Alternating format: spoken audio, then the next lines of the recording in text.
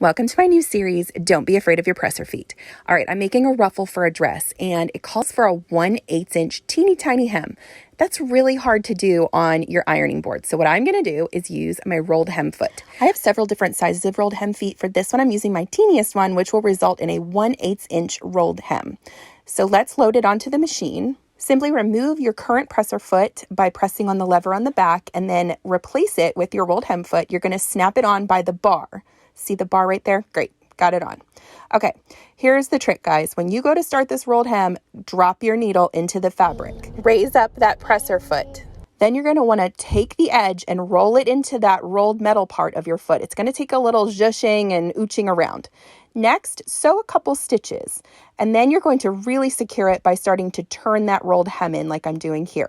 Now, listen, when you do the ruffles like this, add an extra 2 inches or so onto the end of your ruffle. That way you have a little extra room in case it doesn't look great at first. You can cut that yucky part off at the end. So see what I've got here is a perfect 1/8" rolled hem. It was very simple to do. You're just going to keep turning that fabric in and letting it go through the rolled hem foot. Like and follow for more sewing tips.